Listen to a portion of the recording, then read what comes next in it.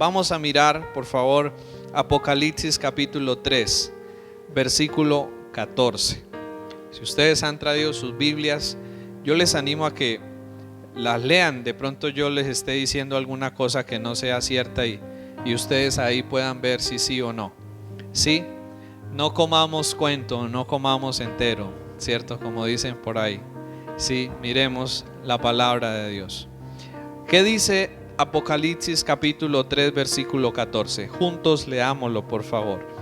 Y escribe al ángel de la iglesia en la Odisea: he aquí el Amén, el testigo fiel y verdadero, el primogénito de la creación de Dios, dice esto: yo conozco tus obras, que ni eres frío ni caliente. Ojalá fueses frío o caliente, pero por cuanto eres tibio y no frío ni caliente, te vomitaré de mi boca. Porque tú dices: yo soy rico y me he enriquecido, y de ninguna cosa tengo necesidad. Y no sabes que tú eres un desventurado, miserable, pobre, ciego y desnudo. Por tanto yo te aconsejo que de mí compres oro refinado en fuego, para que seas rico, y vestiduras blancas para vestirte, y que no se descubra la vergüenza de tu desnudez, y unge tus ojos con colirio para que veas. Yo reprendo y castigo a todos los que amo. Sé pues celoso y arrepiéntete. He aquí, yo estoy a la puerta y llamo. Si alguno oye mi voz y abre la puerta, entraré a él y cenaré con él y él conmigo. Al que venciere, le daré que se siente conmigo en mi trono, así como yo he vencido y me he sentado con mi Padre en su trono. El que tiene oído, oiga lo que el Espíritu dice a las iglesias. Bueno, en Apocalipsis encontramos el mensaje que Dios envía a 7 iglesias que estaban ubicadas en Asia Menor, y la que acabamos de leer es la última de esas 7 iglesias a la cual Dios le envía un mensaje. Ahora, cuando hablamos de iglesia, nos estamos refiriendo ¿a qué? Nos estamos refiriendo no a unas instalaciones físicas, nos estamos refiriendo a las personas, ¿cierto? Porque la iglesia no es una estructura física, la iglesia somos cada uno de nosotros, ¿cierto? Ahora nosotros somos ese templo vivo en el cual Dios habita y el cual Dios está cada día edificando y trabajando. Así que Dios habla en esta oportunidad a la iglesia que está ¿en dónde? En la Odisea. La Odisea era una ciudad de Asia Menor, alguna parte de lo que hoy en día se conoce como Turquía, y esta ciudad o este lugar tenía unas características especiales. Era una ciudad muy próspera, ¿sí? No era una ciudad pobre, no era un territorio pobre, era una ciudad muy próspera debido a que se movía bastante el comercio. Era muy comercial, habían muchos bancos, tenía una alta producción de ropa y tenía una escuela de medicina que llegó a producir muy buenos medicamentos, especialmente para los oídos, y gotas para los ojos, y de ahí viene quizás lo que hoy en día conocemos como el colirio, que es muy bueno para los ojos. Bueno, ellos producían eso allá, y después en el texto más adelante vamos a ver cómo el Señor, en lo que dice a la iglesia, deja ver que eso estaba allí presente, ¿no? Entonces, además de eso, era un lugar donde habían construido muchas mansiones. Como la gente era personas de dinero, habían construido muchas mansiones y habían construido muchos centros de entretenimiento, de placer, porque pues como la gente tenía dinero, tenía comodidades, dedicaban la mayor parte de su vida a buscar el placer, a buscar el deleite y a buscar todo este tipo de cosas. Pero bueno, dentro de todo lo que había en la Odisea, resulta que allí también había una iglesia. Gracias a Dios, ¿cierto? Gracias a Dios allí también había una iglesia. Además de haber grandes bancos y de haber comercio y de haber todo lo demás, este centro de medicina y todo, también había una iglesia. Y esa iglesia la que Dios envía esta carta. Pero en el versículo 14 vemos algo: y escribe al ángel de la iglesia que está en donde, en la Odisea. Y luego que sigue diciendo: he aquí el amén, el testigo fiel y verdadero, el principio de la creación de Dios, dice esto. Luego de que el versículo nos deja ver a quién iba dirigida la carta, el versículo también nos muestra o nos describe al que envía la carta, ¿sí? Y dice así acerca de aquel que envía la carta: he aquí el amén, el testigo fiel y verdadero, el principio de la creación, dice esto. Se toma el trabajo para describir un poco a aquel que habla, a aquel que envía el mensaje, a aquel que envía la carta. ¿Y cómo describe acá la Biblia a Dios? Porque a quien están describiendo es aquí a Dios. Lo describen como: he aquí el amén.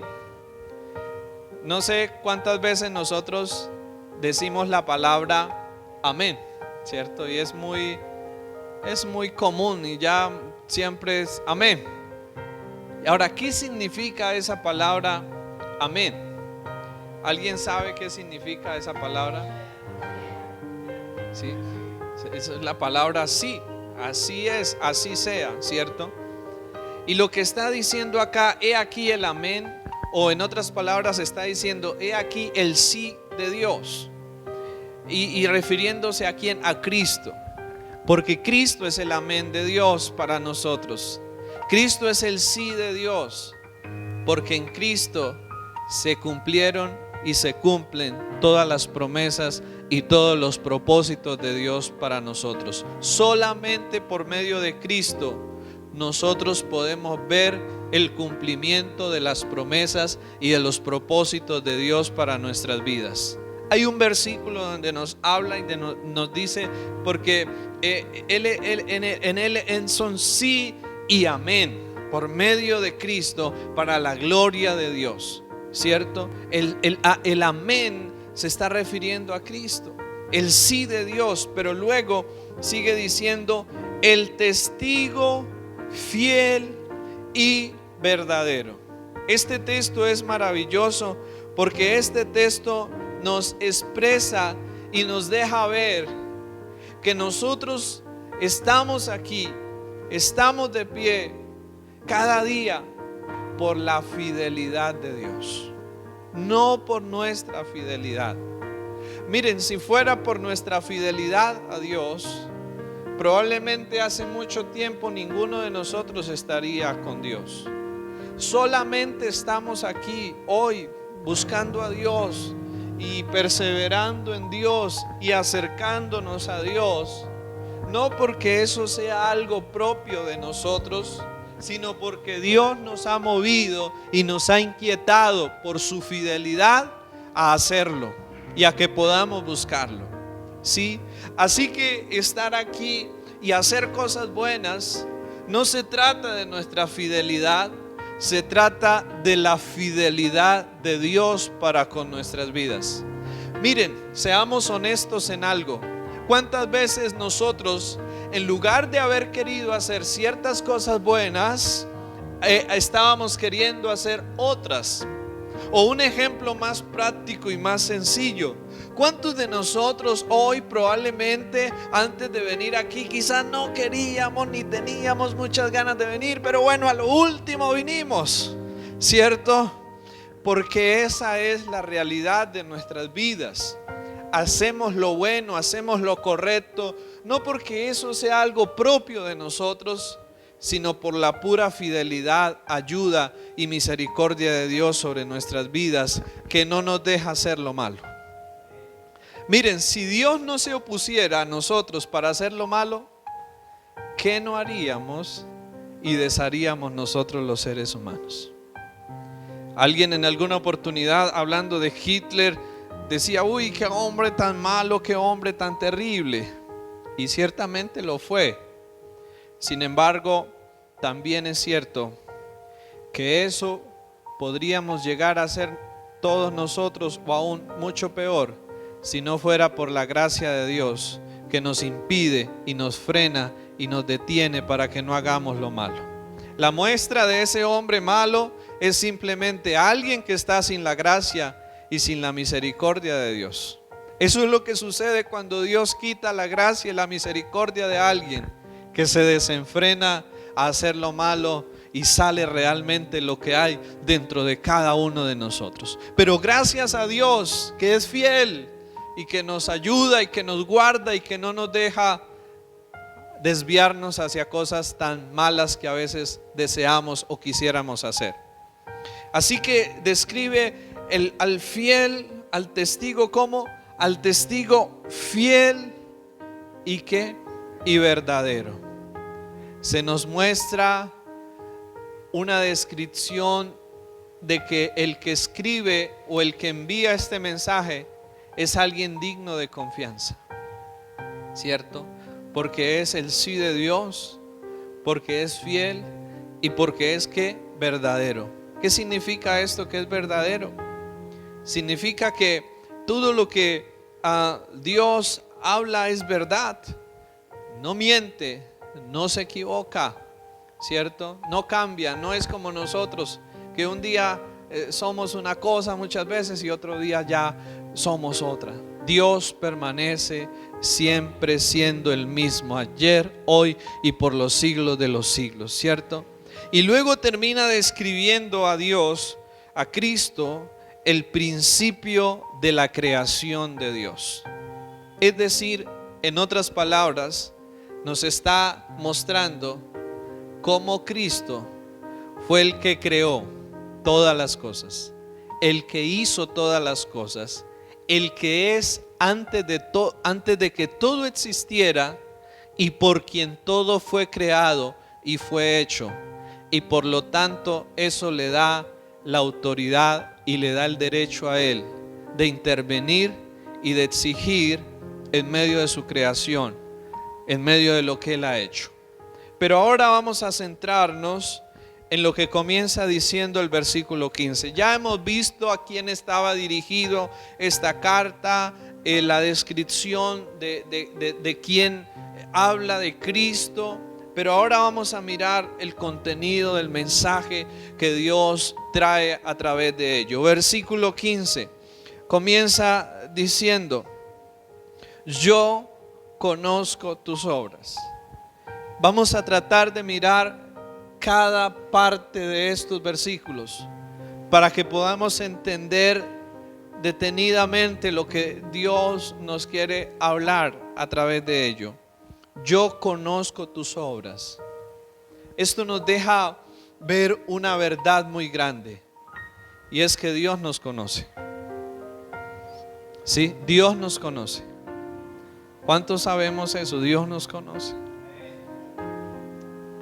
Y David en el Salmo 139, versículo 7 en adelante, David era consciente de eso, y por eso David dijo: ¿a dónde huiré de tu espíritu, de tu presencia, Señor?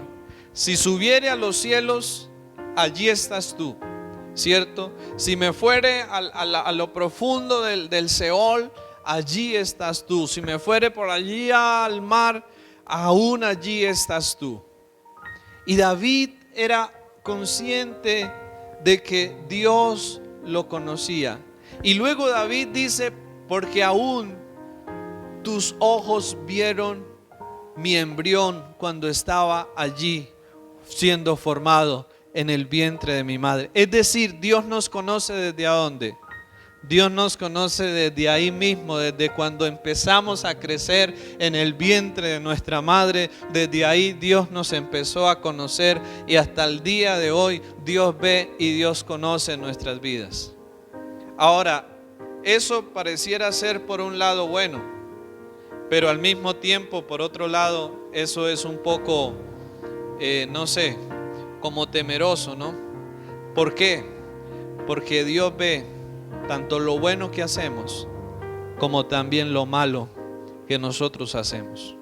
Y aun cuando lo tratamos de ocultar, o aun cuando lo tratamos de hacer por allá en lo más secreto, donde nadie se dé cuenta, donde nadie lo vea, Dios nos ve y Dios nos conoce. Eso era lo que Dios quería empezar haciendo ver aquí. Yo conozco tus obras. Dios nos conoce. Pero ahora, en ese conocer que Dios tiene de nosotros, ¿en qué es lo que Dios más se fija? En lo que hacemos. Por eso dice el versículo, yo conozco ¿qué? Tus obras. ¿Qué menciona Dios allí? Que Él se interesa o a Él más como que le importa de nuestras vidas, nuestras obras. Ahora, no hablamos de obras para buscar salvación. Aquí obras no se refiere a eso. Aquí obras se refiere a lo que hacemos, ¿sí? A cómo nos comportamos. Y miren, la realidad en nuestra vida es algo. Dios no se fija tanto en nuestras palabras, en lo que decimos. Dios se fija más en lo que hacemos. Y seamos honestos en esta mañana. Nos puede pasar, y creo que nos ha pasado, y es muy común entre nosotros quizás, que en muchas ocasiones digamos una cosa, pero hagamos otra. ¿Cierto? Que en muchas ocasiones digamos ser una cosa, pero a la hora de comportarnos, a la hora de actuar, vivamos de una manera totalmente diferente a aquello que decimos, ¿cierto? Y eso lo vemos desde las esferas más altas de nuestra sociedad, partiendo de los políticos, de los dirigentes, ¿cierto? Pero eso también lo vemos en la vida cotidiana de cada uno de nosotros.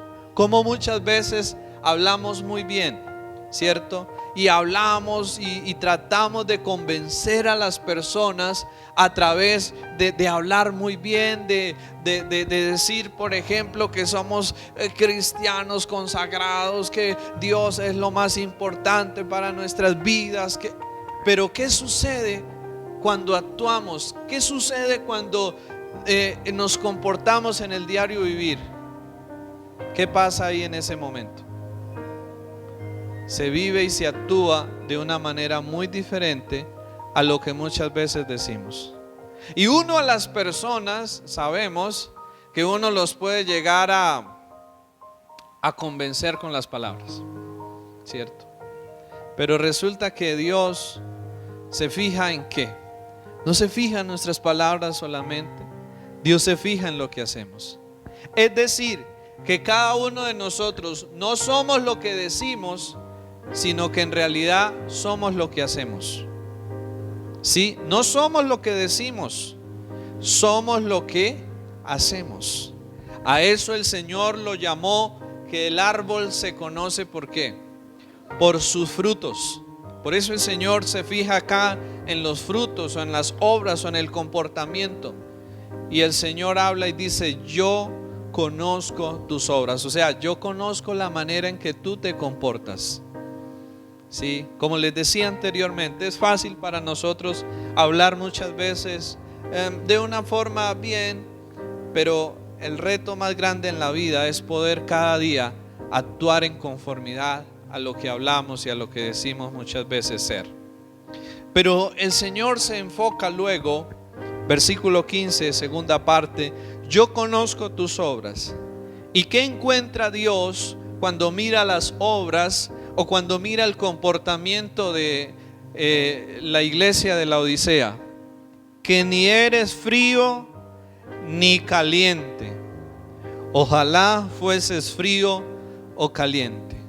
En otras palabras, Dios le estaba diciendo a los cristianos de la Odisea: yo conozco tus obras, o sea, yo me he fijado en la manera como tú te comportas, en la manera como tú actúas, y de acuerdo a eso me he dado de cuenta de algo, o he llegado a la siguiente conclusión: tú no eres ni frío ni caliente. Es decir, Dios no lanza esa, por así decirlo, acusación de una manera irresponsable. Dios lo hace después de que ha mirado y después de que ha analizado que el comportamiento y la manera de vivir de los cristianos de la Odisea, y después de que Dios ha analizado su forma de vivir, su forma de actuar, el Señor dice: me he dado de cuenta que ni eres frío, ¿cierto? Ni eres ¿qué? Caliente. En términos sencillos para nosotros, Dios les estaba diciendo: ni eres una cosa ni eres otra, ¿cierto? Dios les estaba diciendo: ustedes ni son cristianos realmente comprometidos, ni tampoco son personas totalmente alejadas o apartadas de Dios. Están viviendo como en los dos términos, ¿cierto? Están viviendo como en los dos lados. Ni son una cosa, pero tampoco son la otra, ¿cierto? Ni abandonan totalmente la fe en Dios, pero tampoco la viven con interés y con compromiso, ¿cierto? Y en medio de esta situación, Dios quizás quiere hacer algo similar a lo que hizo Elías en primer libro de Reyes, capítulo 18, versículo 21. En alguna situación cuando el pueblo de Israel estaba allí y Dios le habla a través del profeta Elías, el Señor les dice a través de Elías, en primer libro de Reyes 18, 21: ¿hasta cuándo claudicaréis vosotros entre dos pensamientos? O en otras palabras, Dios les estaba diciendo: ¿hasta cuándo van a vivir y van a estar entre dos pensamientos? O sea, pasándose de un pensamiento al otro y así. Si Jehová es Dios, seguidle, y si Baal, id en pos de él.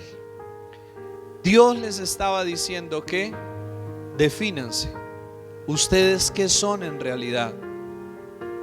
Y miren, yo sé que esta palabra realmente nos estremece, pero gracias a Dios por eso, porque necesitamos, a veces estamos tan inconscientes que necesitamos como un choque eléctrico que nos haga reaccionar y nos haga ver esto.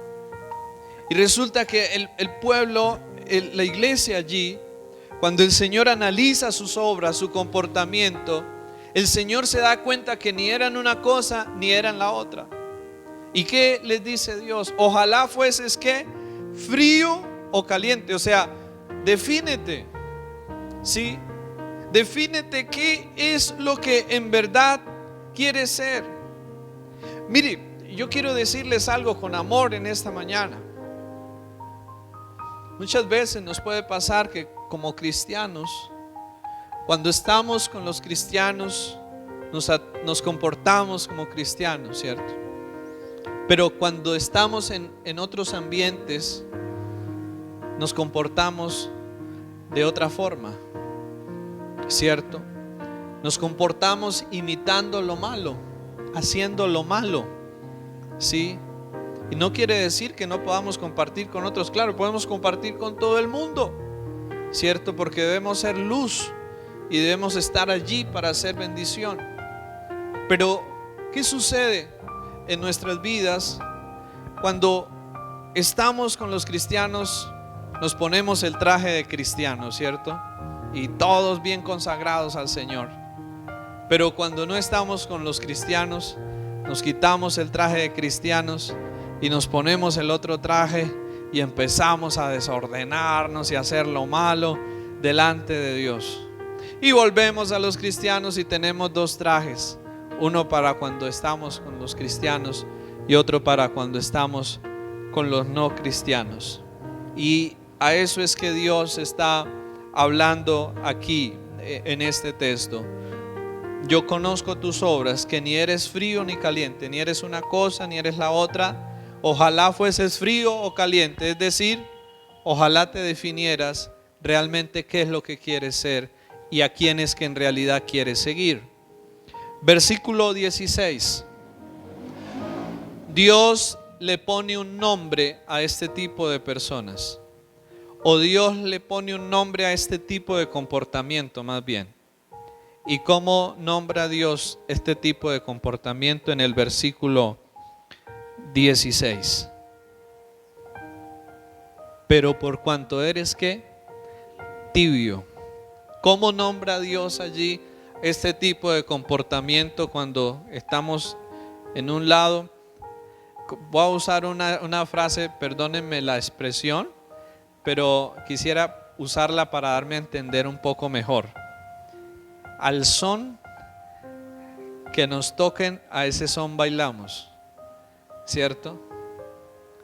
Y si nos ponen un son de que estamos en un ambiente que no es cristiano y de hacer lo malo, pues como para no desentonar, entonces nos dejamos llevar y hacemos lo malo, ¿sí? Y eso es importante reflexionarlo. Ahora, Dios nombra este tipo de comportamiento como un comportamiento que tibio. Ahora, yo quisiera que nos imagináramos lo siguiente. ¿Qué sentiríamos nosotros si estamos en un calor impresionante y nos traen un vaso de agua tibia? ¿Cuál sería la sensación? Si estamos en un calor, pero de esos, imagínense un calor impresionante y nos sirven un vaso de agua tibio. ¿Sí? Yo creo que no sería nada agradable eso, ¿cierto? Ahora, Dios usa esto y dice el versículo 16: pero por cuanto eres tibio y no frío ni caliente, te vomitaré de mi boca. ¿Qué está queriendo Dios decir acá? Dios está usando este ejemplo para expresar o para dar a entender lo que Él siente, lo que Él experimenta cuando ve el comportamiento de aquellos que dicen ser cristianos de esta manera. Dios usa ese ejemplo para expresar cómo se siente Él. Es decir, en otras palabras, Dios se siente realmente desagradado al ver ese tipo de comportamiento en aquellos que dicen seguirlo. Ahora, ¿qué sería para nosotros, para nuestro tiempo? Porque ciertamente si esto está escrito aquí, está aún presente para nosotros hoy. ¿Qué significa o cómo podríamos describir la tibieza en la forma práctica? ¿Qué sería ser tibio en la forma práctica? Bueno, ya hemos dicho que pues no es ser ni una cosa ni la otra, pero vamos a tratar de describirlo mejor para que cada uno de nosotros podamos analizarnos, podamos examinarnos, ¿sí? Ahora, la tibieza puede ser en la forma práctica cuando hay indiferencia hacia las cosas de Dios en nuestras vidas. Cuando hay indiferencia a las cosas de Dios. ¿Qué es ser indiferente a las cosas de Dios? Es, por ejemplo, cuando nosotros decimos, tratándose de las cosas de Dios, si me queda tiempo, si puedo, voy. ¿Cuántas veces quizás decimos eso, cierto? Si me queda tiempo, si puedo, voy. En otras palabras, hay otras cosas más importantes para mí. En otras palabras, no me interesa tanto eso. Si me queda tiempo, voy. Si puedo, voy. ¿Ustedes creen que Dios merece eso de nosotros? Ese si me queda o ese si puedo. Y no es si nos queda, yo creo que Dios nos invita a sacar el tiempo y hacer un esfuerzo para buscarlo a Él. Porque ciertamente sacamos tiempo y nos esforzamos para otras cosas, lo podemos hacer también para buscar el reino de Dios. Amén. Lo podemos hacer también. Entonces, ser tibios es tener indiferencia hacia las cosas de Dios. Lo que hablamos, decir, por ejemplo, si me queda tiempo, si puedo, o si se nos presenta algo, inmediatamente nos ocupamos en eso y nos olvidamos de las prioridades de Dios. No preocuparse ni interesarse por la enseñanza bíblica, por el aprendizaje bíblico. No mirar en la Biblia si en las predicaciones o en lo que escuchamos de la Biblia si hay errores. A todos le decimos amén, así sea una barbaridad, pero a todos le decimos amén, ¿cierto? Porque como no nos interesa mucho eso, pues como llegue o como venga está bien, ¿cierto? Otra forma de ser de estar en la tibieza es cuando no hay compromiso con la iglesia, ¿cierto? Hoy existe el pensamiento equivocado que para buscar a Dios, que para seguir a Dios no necesitamos de una iglesia. Ustedes saben quién es la iglesia. La iglesia es el cuerpo de Cristo. ¿Quién es la iglesia? El cuerpo de Cristo. Cuando yo digo que para caminar con Dios, para buscar a Dios, no necesito una iglesia, estoy negando el cuerpo mismo de Cristo, el diseño mismo de Dios, a través del cual Él ha organizado y ha preparado para que le podamos buscar y para que podamos aprender juntos y para que podamos crecer juntos en amor, en unidad, en apoyo, que es lo que se vive en medio de una comunidad. Nos ayudamos, nos apoyamos, también nos sacamos un poquito el mal genio y eso nos ayuda a ser pacientes, aprender a perdonar, ¿cierto? Y de todo un poquito, porque ahí hay crecimiento, porque ahí hay formación de Dios para nuestras vidas. Venir a la iglesia y pensar que vamos a encontrar personas perfectas, pues ese es un pensamiento muy equivocado. Aquí no vamos a encontrar personas perfectas, porque ninguno de nosotros lo somos. Somos personas sobre quienes la gracia y la misericordia de Dios se ha derramado y que Él nos está perfeccionando, que Él nos está cambiando, sí, pero todavía no somos producto terminado. Dios está trabajando cada día en nosotros. Así que si de pronto por alguna mala experiencia que hayamos tenido en la iglesia con personas, llegamos a pensar que yo no necesito de la iglesia porque allá hay puros hipócritas, porque allá hay gente terrible y que yo mejor me quedo solo para no ir a relacionarme allá, pues la verdad es que pues cada uno de nosotros tenemos un grado de hipocresía en nuestras vidas y pues estamos aquí para que el Señor poco a poco nos vaya ayudando a dejar de ser hipócritas y nos vaya ayudando a cambiar y a ser mejores, ¿cierto?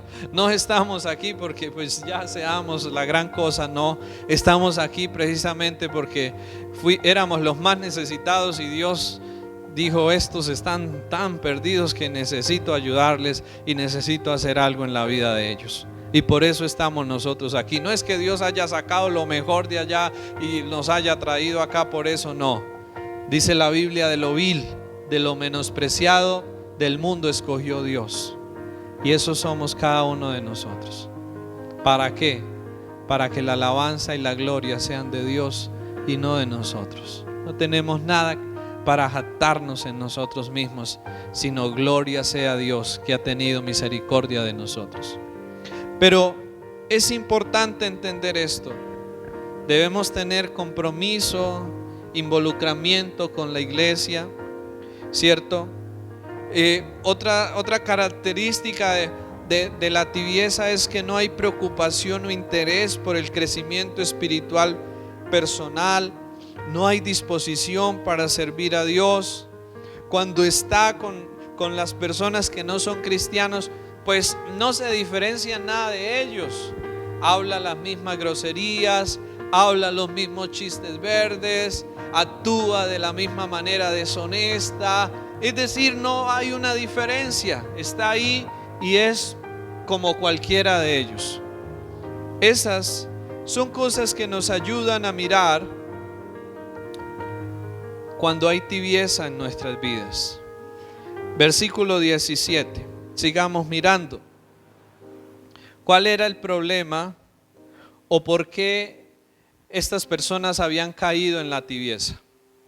¿Por qué ellos habían llegado a la tibieza?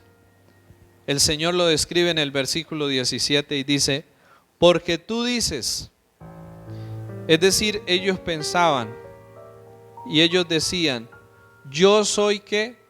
Rico y me he enriquecido y de ninguna cosa tengo ¿qué? Necesidad. ¿Cuál era la situación o cuál era lo que los había llevado a ellos a caer en esa tibieza? El poner su confianza ¿en qué? En las riquezas y en las cosas materiales. Ellos pensaban que como tenían dinero, que como era una ciudad próspera, ¿qué pasaba? No tenían ¿qué? Necesidad de nada.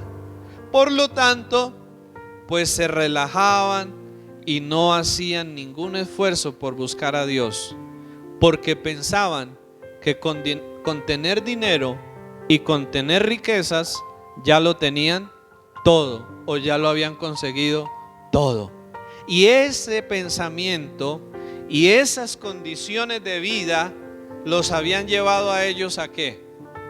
A relegar a Dios a un último lugar en sus vidas.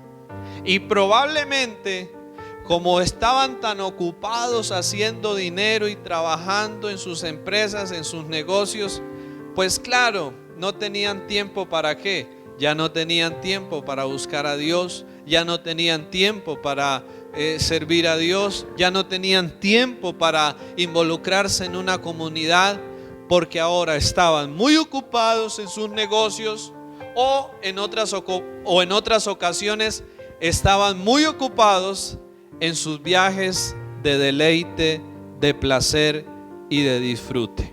Esa probablemente era la dinámica de vida de los cristianos de la Odisea, ocupados en sus grandes empresas o ocupados en sus viajes de placer y disfrutar la vida, y por lo tanto Dios había quedado ¿a dónde?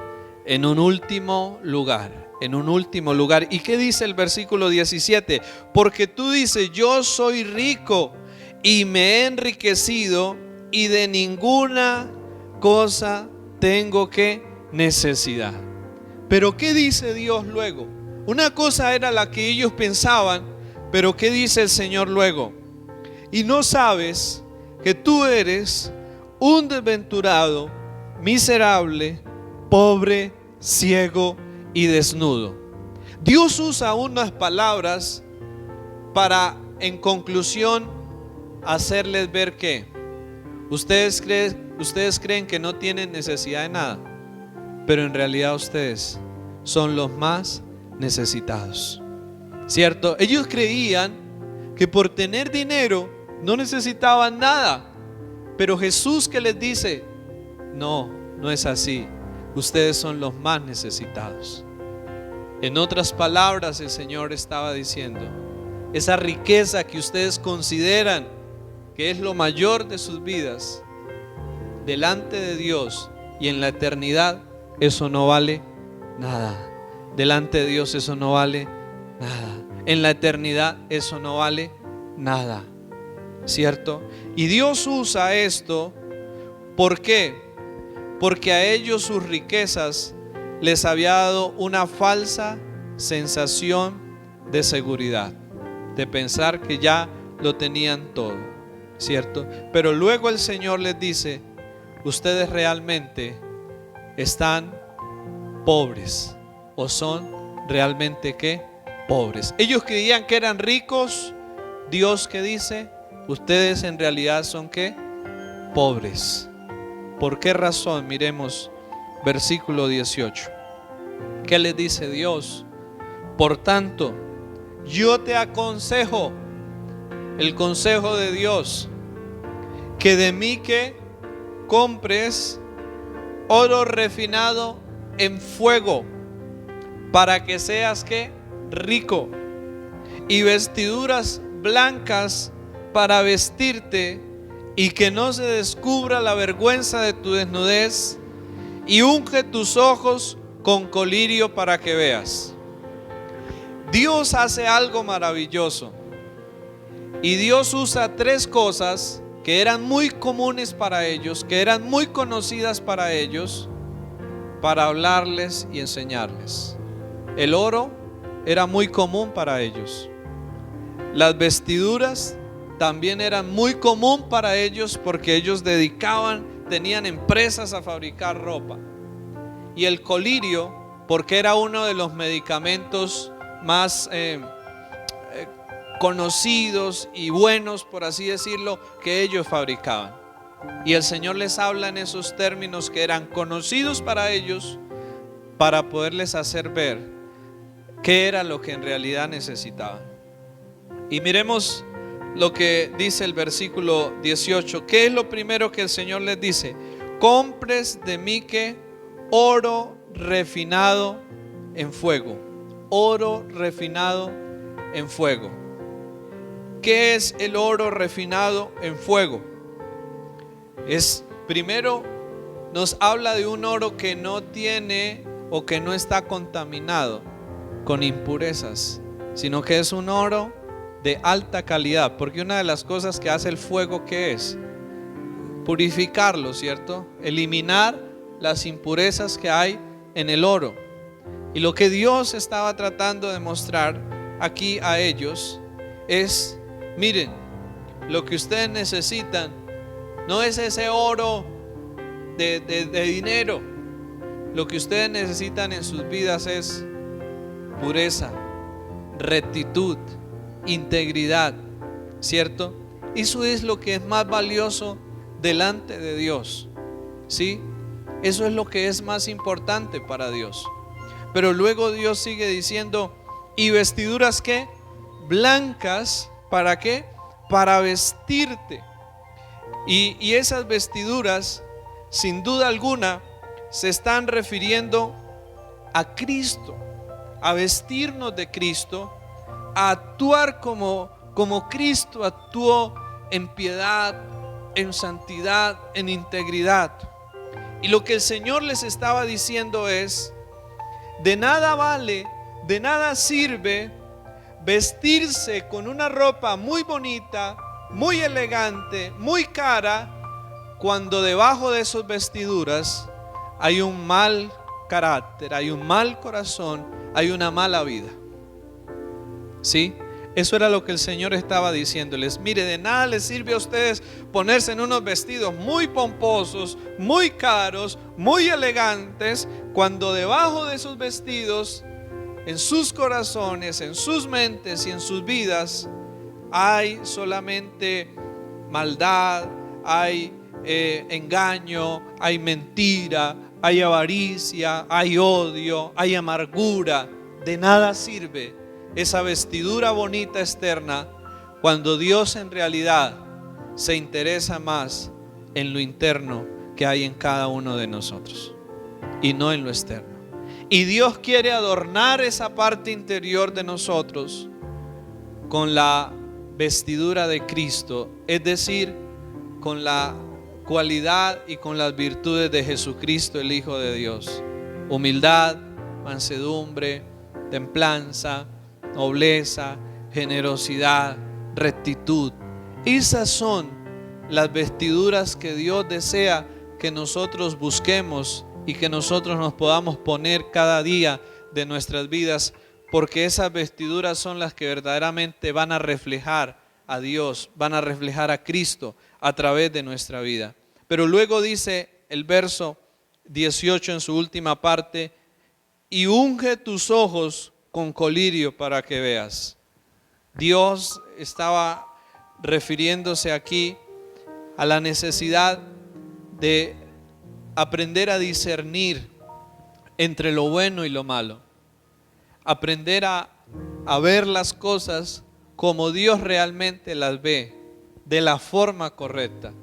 Sí, y necesitamos ser conscientes de que solo a través de la gracia y de la obra de Dios, de Jesús, que es descrito como la luz del mundo, nosotros podremos ver el camino correcto por donde debemos avanzar.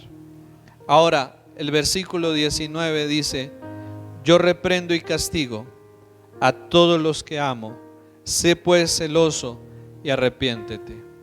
Aquí se nos muestra una parte de Dios que muchas veces no pensamos que pueda ser real, pero Dios corrige nuestras vidas. Dios disciplina nuestras vidas. Sí, Dios no es solo un Dios de amor, de gracia, y claro que lo es, pero también es un Dios que castiga y que corrige y que disciplina nuestras vidas. Muchas veces nosotros actuamos de maneras irresponsables, y aunque Dios por un tiempo no dice nada, sin embargo Dios no lo hace porque Él esté siendo indiferente o porque Él esté siendo permisivo. Dios lo hace ¿por qué razón? Porque Él está esperando a que nosotros reaccionemos, a que nosotros recapacitemos. Pero si no lo hacemos, Dios va a tener que corregir nuestras vidas. Sí, y Dios disciplina y Dios corrige nuestras vidas. Debemos ser conscientes de eso. ¿Y por qué razón lo hace? Lo hace porque nos ama. Si no nos amara y si no le importáramos, nos dejaría por allá de cualquier manera.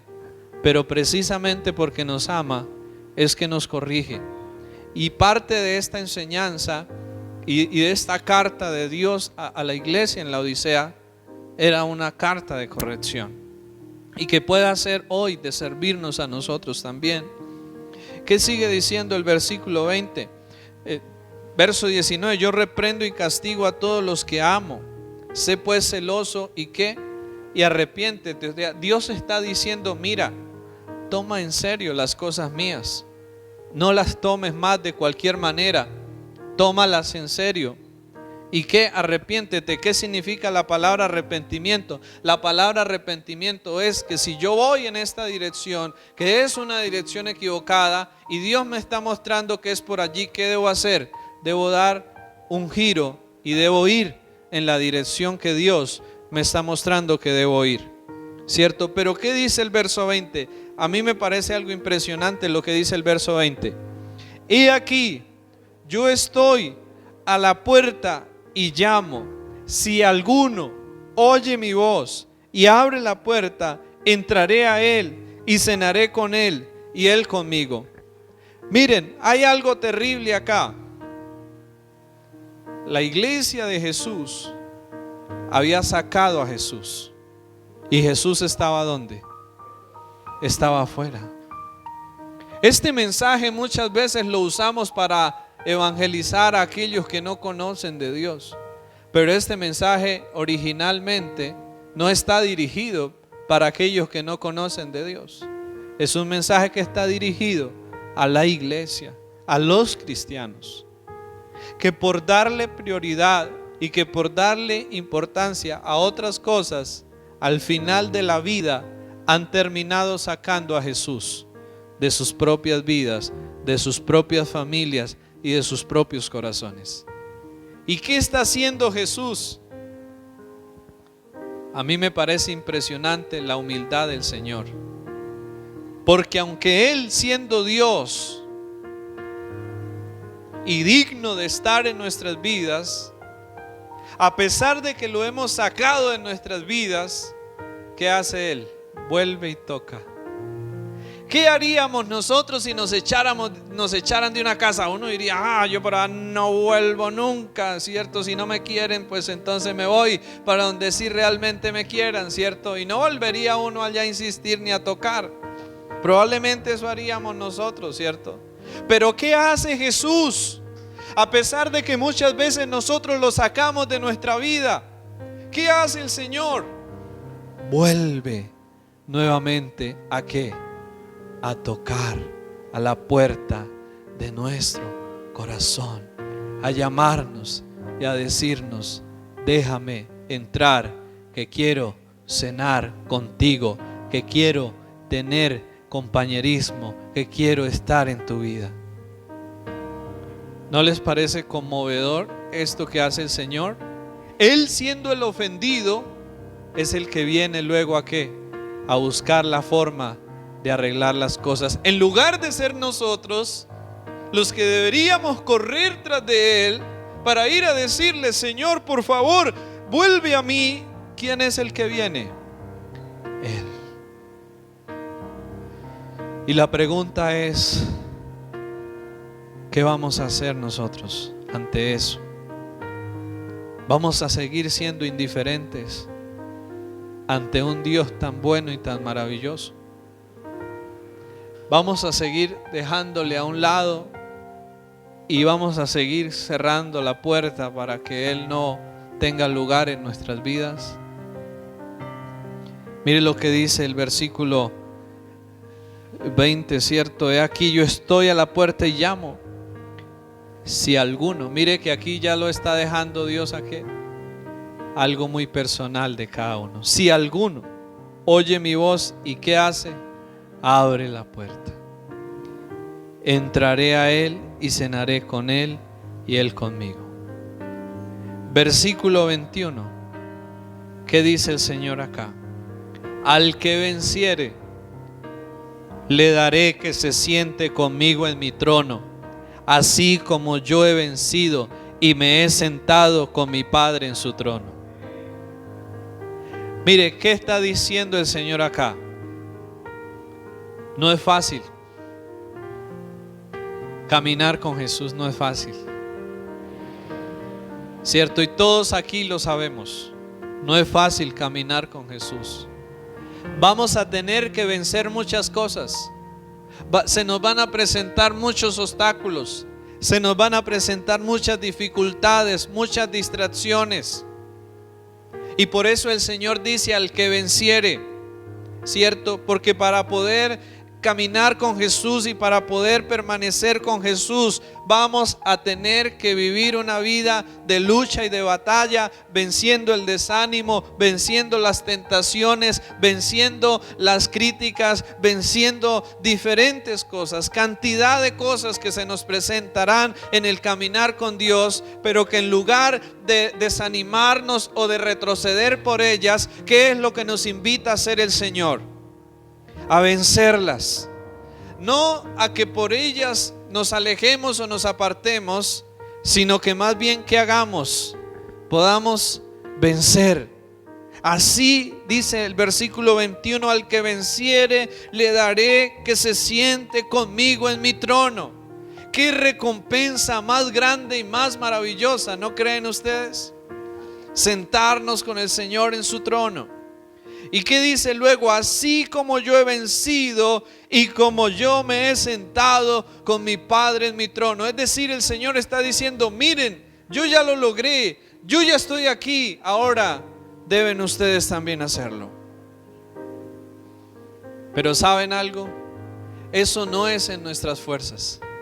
Lo que el Señor Jesús está diciéndonos acá es: miren, yo lo hice, yo lo logré, y ahora estoy con ustedes para ayudarlos a que ustedes también lo logren, a que ustedes también lo hagan. Es decir, ustedes no están solos. A él le tocó solo. Bueno, el Padre estaba con él, pero humanamente estaba solo. Todos lo abandonaron, Judas lo traicionó, pero él venció.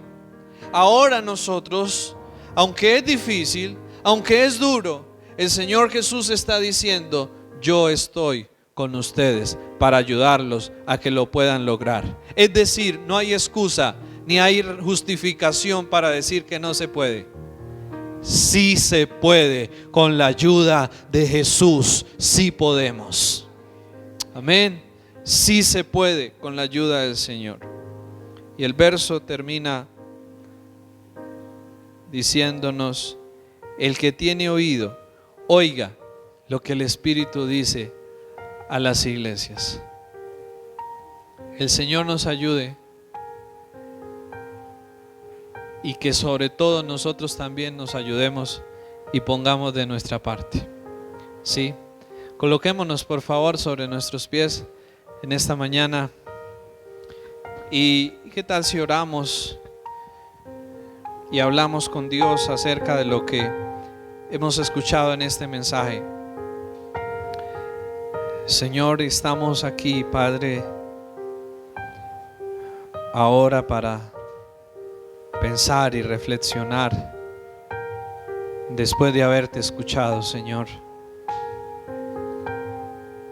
Señor, no queremos escuchar o oír por oír. Queremos tomarnos en serio lo que tú nos hablas, Señor, lo que tú nos dices, Dios, y poder examinar nuestras vidas a través de ello, Dios. Oramos en esta mañana, Señor, que nos ayude, Dios,